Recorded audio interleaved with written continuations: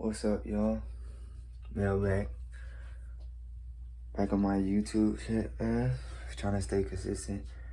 You know it's hard when you got shit going on in life, you know. Just moved into a new apartment, so don't mind the stuff in the back if you see it. I'm here to talk about She-Hulk, episode 1. So let's talk about it. Me personally, I'm not on the MCU female hate train. People like to call it the MCU. So let's talk about it. Episode 1. This show is really fast-paced. And who's playing She-Hulk? I think her name is Tatiana Maslany, if I'm not mistaken. It's kind of hard to say her last name. Tatiana Maslany, I'm pretty sure.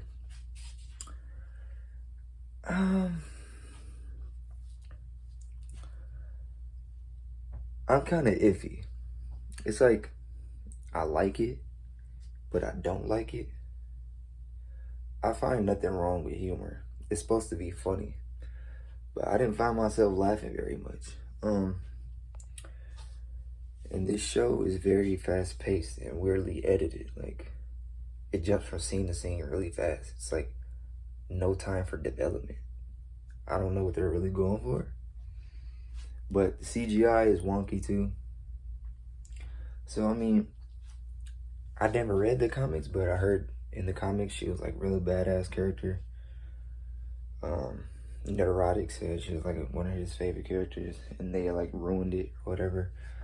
I don't know what's like up with Neurotic and Critical Drinker. Like they're no pun intended, like really critical about female characters in the MCU. Like I don't know what their deal is, but I do get the sentiment that it's kind of lazy, that they're just replacing all the male characters and making female versions of them, like Ironheart and all that. But anyways, back to the show.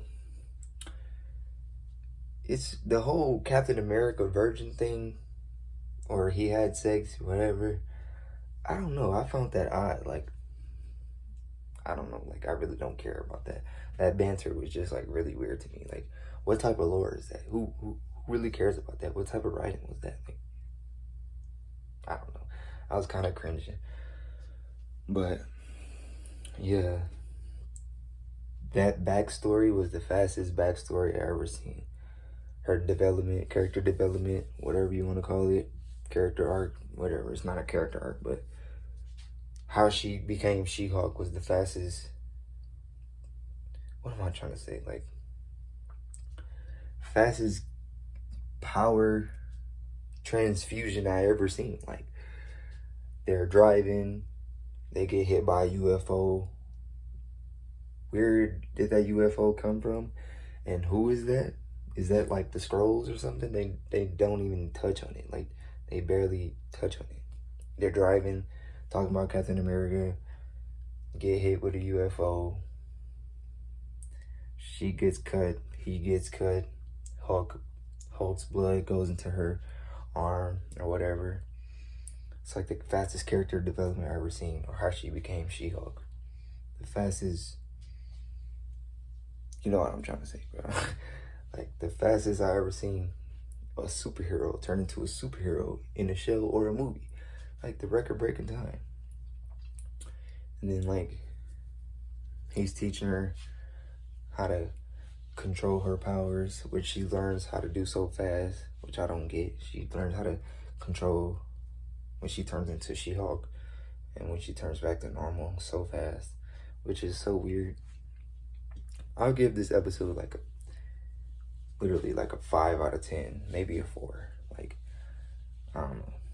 I'm just a fan of the MCU, so I'm just still staying in tune. And to make these videos, make some content out of it. It's decent. I hope it gets better as it goes.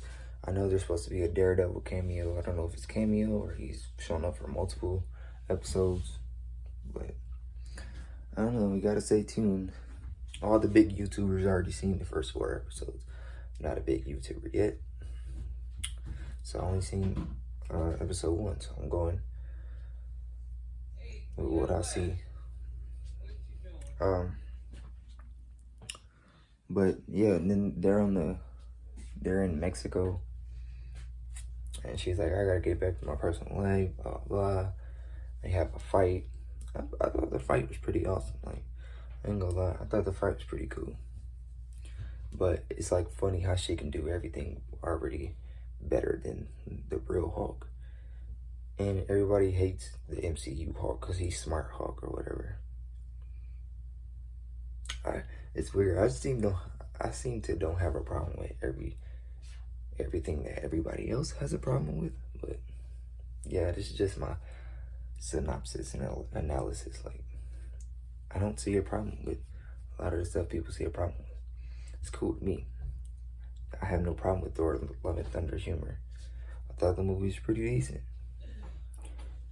Except that, like, yeah. Yeah. Except for, like, Melissa McCartney, like, reenactment of Hela and all that. And the screaming goats.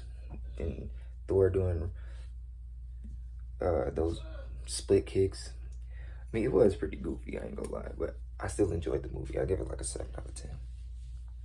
But, yeah, like I said, they're in Mexico. She's teaching him. She's teaching him how to do stuff.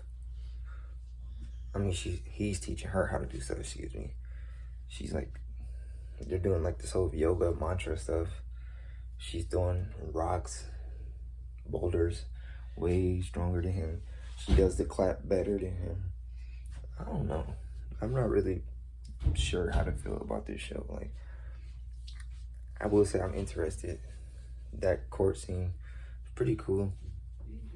So, yeah, man, just as up to par with the show as you guys are. So, I recommend it.